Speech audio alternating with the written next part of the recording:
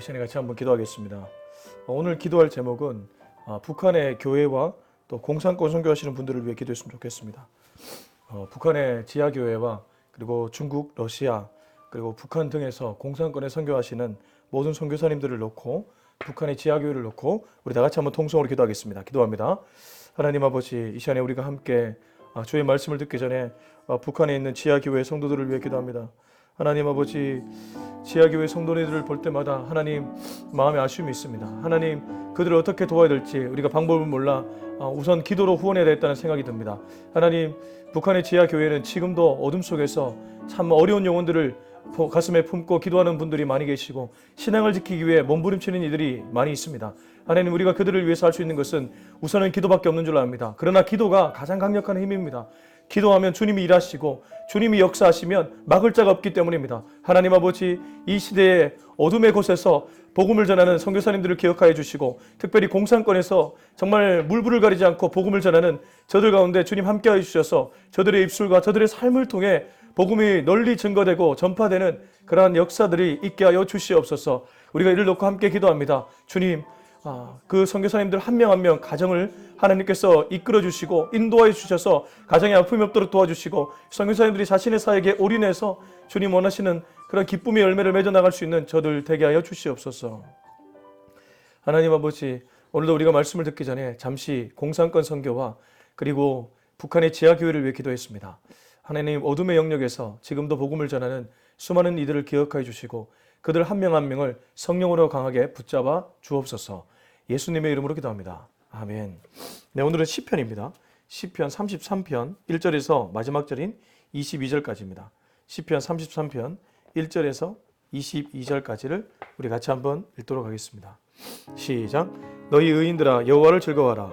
찬송은 정직한 자들이 마땅히 할 바로다. 수금으로 여호와께 감사하고 열줄 비파로 찬송할지어다.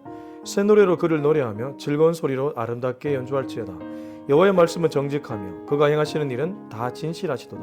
그는 공의와 정의를 사랑하시며 세상에는 여호와의 인자하심이 충만하도다. 여호와의 말씀으로 하늘이 지음이 되었으며 그 만상을 그의 입 기운으로 이루었도다. 그가 바닷물을 모아 무더기같이 쌓으시며 깊은 물을 곳간에 두시도다. 온 땅은 여호와를 두려워하며 세상의 모든 거민들은 그를 경외할지어다. 그가 말씀하심에 이루어졌으며 명령하심에 경고히 섰도다. 여호와께서 나라들의 계획을 폐하시며 민족들의 사상을 무효하게 하시도다. 여호와의 계획은 영원히 서고 그의 생각은 대대에 이르리로다. 여호와를 자기 하나님으로 삼은 나라 곧 하나님의 기업으로 선택된 백성은 복이 있도다. 여호와께서 하늘에서 굽어보사 모든 인생을 살피시며 곧 그가 거하시는 곳에서 세상의 모든 거민들을 굽어 살피시는도다. 그는 그들 모두의 마음을 지으시며 그들이 하는 일을 굽어 살피시는 이로다. 많은 군대로 구원 얻은 왕이 없으며 용사가 힘이 세어도 스스로 구원하지 못하는도다. 구원하는 데에 군만은 헛되며 군대가 많다 해도 능히 구하지 못하는도다. 여호와는 그를 경외하는 자 곧 그의 인자하심을 바라는 자를 살피사 그들의 영혼을 사망에서 건지시며 그들이 굶주릴 때에 그들을 살리시는도다. 우리 영혼이 여호와를 바라며 그는 우리의 도움과 방패시로다.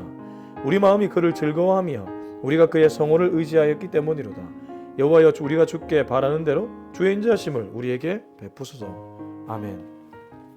네, 시편은 제가 어제 말씀을 전할 때 시편에는 몇 가지 좀 내용에 따라서 형식을 분류할 수 있다고 얘기했습니다.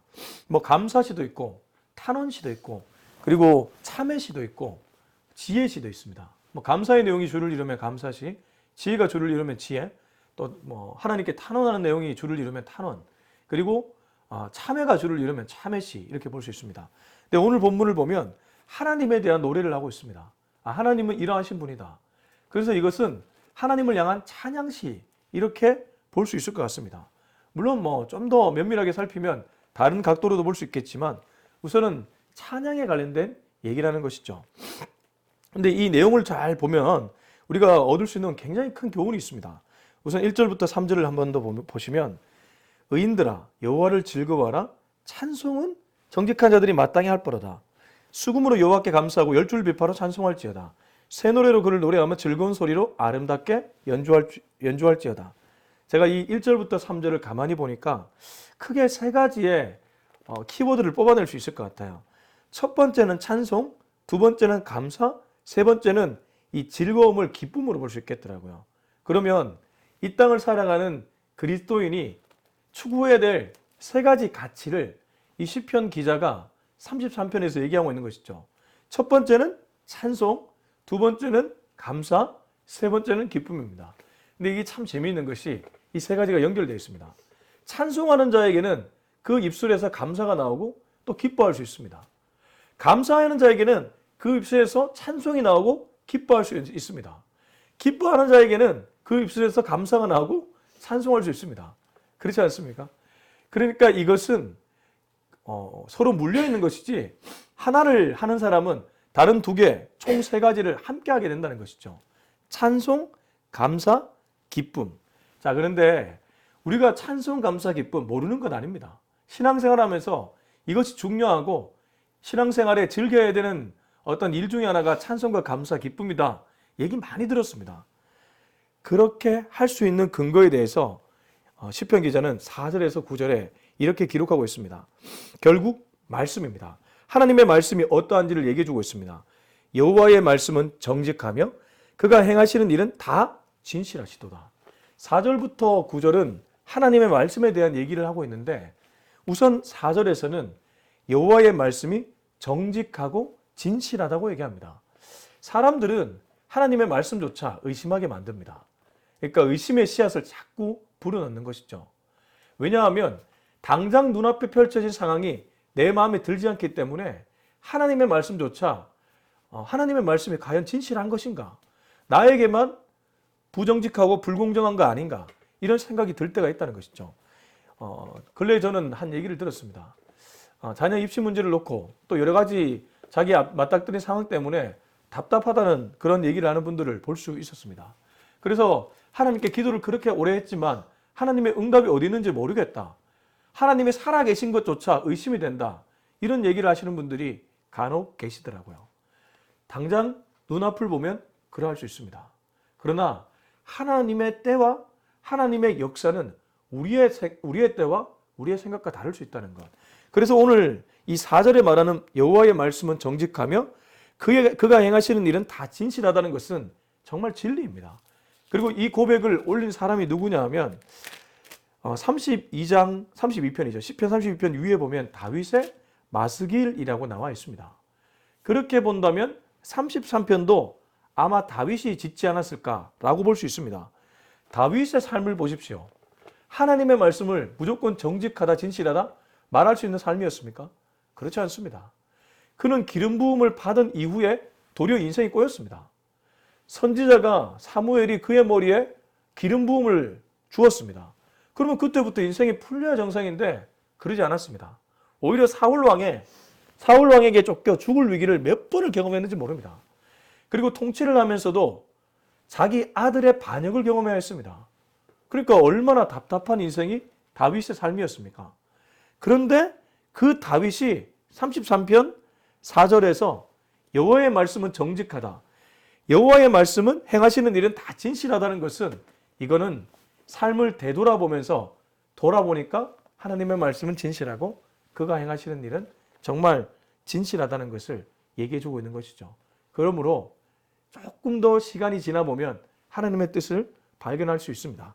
자, 5절에 보면 그가 공의와 정의를 사랑하고 세상에는 여호와의 인자하심이 충만하다고 하는데 하나님은 공의 하나님, 정의 하나님이라고 얘기를 합니다.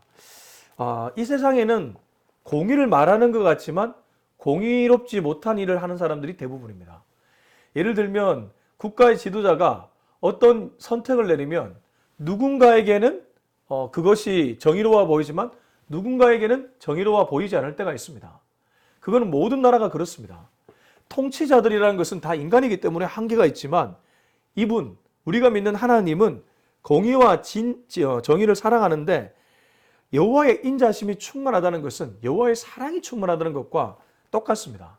그래서 이 공의와 사랑이, 정의와 사랑이 그 누구에게도 균형을 볼 수가 없는데 오직 하나님께만 볼 수 있다는 것.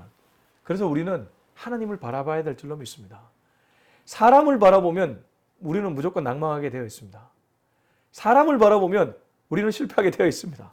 저도 개척을 하면서 은근히 사람에게 대한 기대를 저도 모르게 하게 되더라고요. 근데 백전백패였습니다. 그러나 하나님을 바라보고 하나님께 기도하는 것은 백전백승이었습니다. 여러분, 하나님을 바라보시기 바랍니다. 그분은 진짜 정의로우신 분이고 그분은 진짜 사랑하시는 분이기 때문입니다. 6절입니다. 여호와의 말씀으로 하늘이 지음이 되었으며 그 만상을 그의 입기운으로 이루었도다. 이건 태초에 하나님이 하신 일에 대한 얘기를 하고 있는데 하나님이 하늘, 삼라만상을 다 그의 입술의 언어로 만드셨다는 것이죠. 계속 보면 그가 바닷물을 모아 무더기같이 쌓으시며 깊은 물을 곳간에 두시는도다. 온 땅은 여호와를 두려워하며 세상의 모든 거민들은 그를 경외할지어다. 그가 말씀하심에 이루어졌으며 명령하심에 경고 있었도다. 그래서 앞에 왜 찬송해야 되는가? 왜 감사해야 되는가? 왜 기뻐해야 되는가? 여호와의 말씀이 정직하고 여호와의 뜻이 공의로우며 여호와는 인자하시며 뿐만 아니라 이 세상의 모든 것들이 여호와의 말씀으로 지어졌기 때문에 그분을 찬양하는 것이 마땅하다는 것이죠. 혹시 밖에 보면 새나 이런 새소리 아침에 들어보면 참 좋잖아요. 풀소리도 좋거든요. 근데 가만히 보면 그런 소리들이 마치 창조주를 찬양하는 소리처럼 들릴 때가 있습니다. 그러므로 우리를 만드신 하나님, 그 하나님을 우리의 입술로 다시 찬양해 드리는 것, 이것만큼 하나님이 기뻐하는 일이 없습니다. 그리고 찬양하는 자에게는 희한하게 하나님이 감사와 기쁨을 주십니다. 찬양의 입술을 먼저 선포해 보십시오. 여러분, 답답한 상황일지라도 먼저 찬양해 보십시오. 하나님이 그 인생 가운데 감사와 기쁨의 일을 주실 줄로 믿습니다. 찬양하는 자를 기뻐하기 때문입니다. 자, 이제 10절에서 12절 같이 한번 읽어보겠습니다. 시작. 여호와께서 나라들의 계획을 폐하시며 민족들의 사상을 무효하게 하시도다. 여호와의 계획은 영원히 서고 그의 생각은 대대에 이르리로다. 여호와를 자기 하나님으로 삼은 나라 곧 하나님의 기업으로 선택된 백성은 복이 있도다. 자, 이것은 두 가지를 비교하고 있는 것이죠. 우선 여호와의 계획과 나라들의 계획을 비교하고 있습니다. 여호와께서 나라들의 계획을 폐하시며 민족들의 사상을 무효하게 하시도다. 나라라 하면 대부분 지도자들을 일단 가리킵니다. 통치자들의 계획이라고 볼 수 있고 민족들의 사상 그러면 시대의 풍조나 시대의 사상이라고 볼 수 있습니다. 우리는 이 땅을 이끌어가는 통치자들의 영향을 지대하게 받습니다. 뿐만 아니라 이 세상에 유행하는 풍조에 영향을 엄청나게 받습니다. 특히 10대, 20대 젊은이들은 더더군다나 많이 받습니다. 왜냐하면 유행에 민감하게 반응하기 때문입니다. 그러나 그런 모든 것들 하나님이 입기운 한 번으로 폐하실 수 있습니다. 무효하게 만들 수 있습니다. 그러고 보면 돌아보십시오.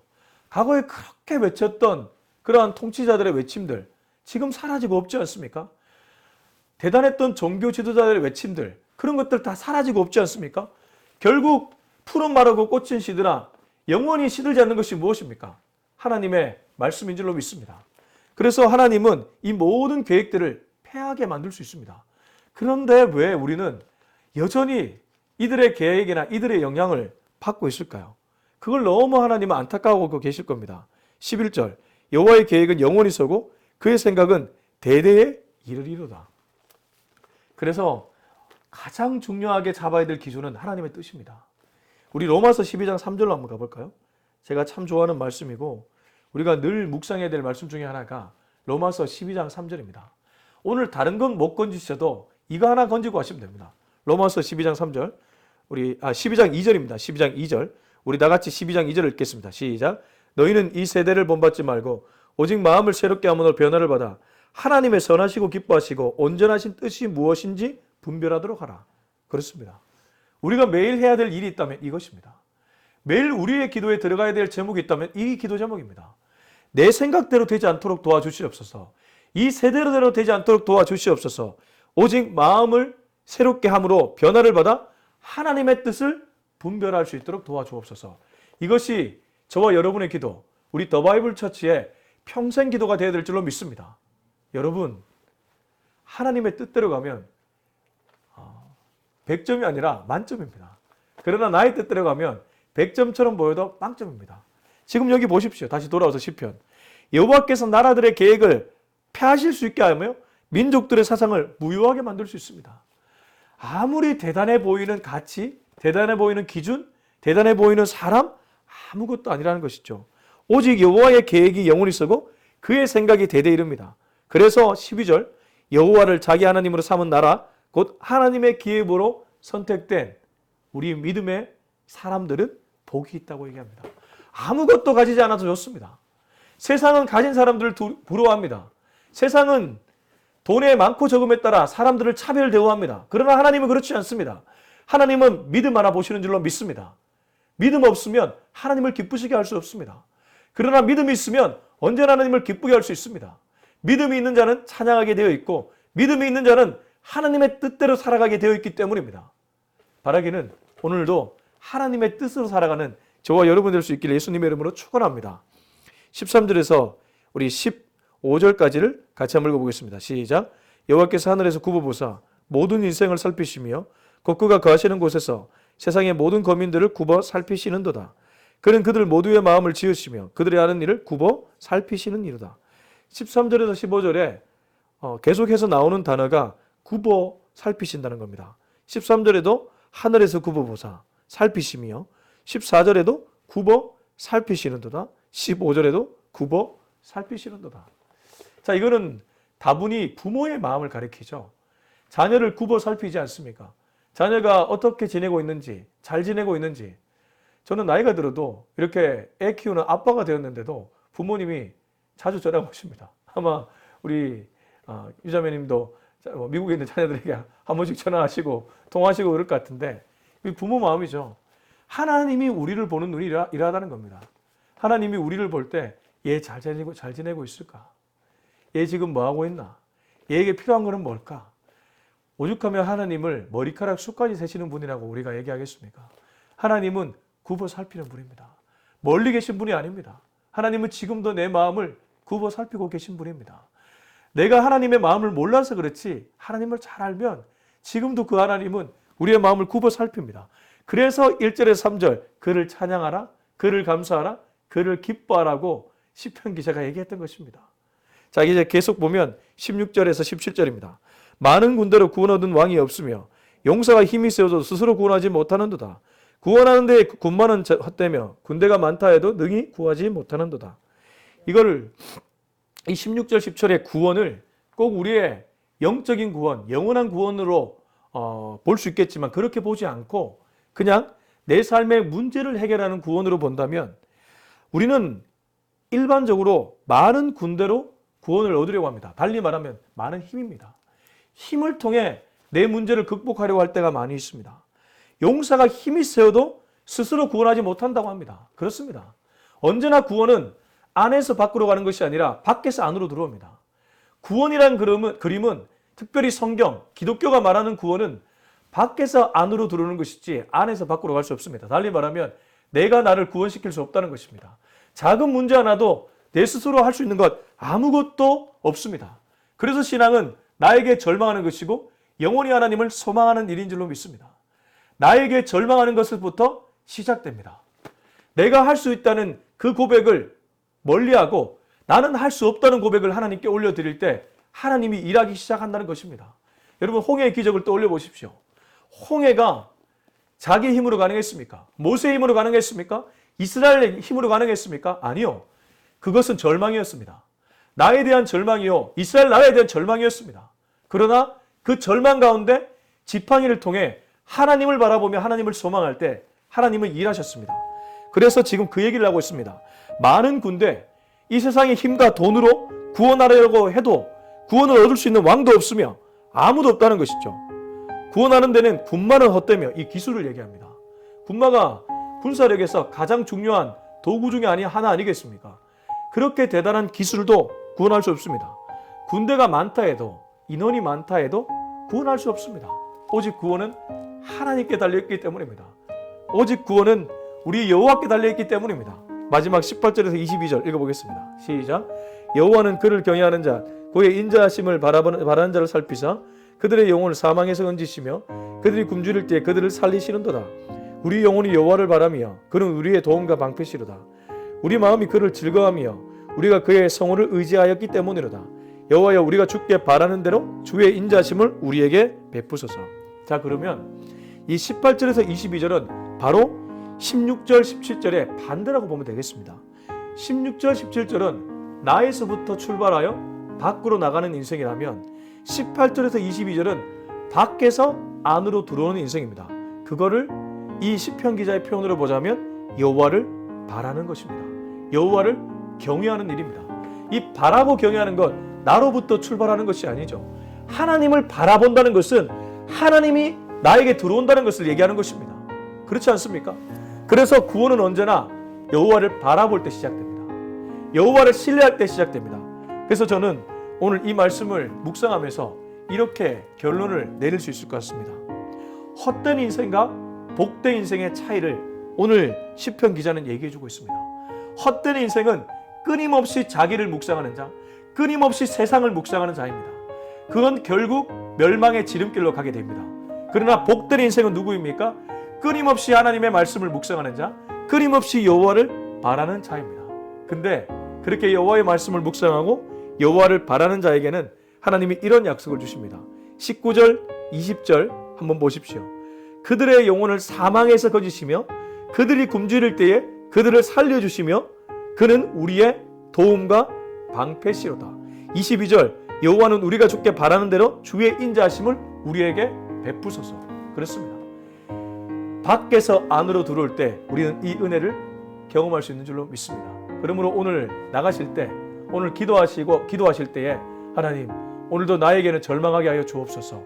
세상의 그 어떤 것을 묵상하는 자가 아니라 오직 하나님을 묵상함으로 하나님으로부터 시작되는 인생 되게 하여 주시옵소서.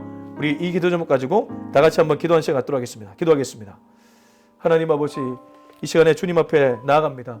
오늘도 귀한 말씀 주셔서 감사합니다. 하나님, 세상은 자꾸 세상을 의지하라고 말을 합니다. 여호와를 의지하고 여호와를 신뢰하는 것이 아니라 세상을 의지하고 세상을 신뢰하라고 얘기를 하고 있습니다.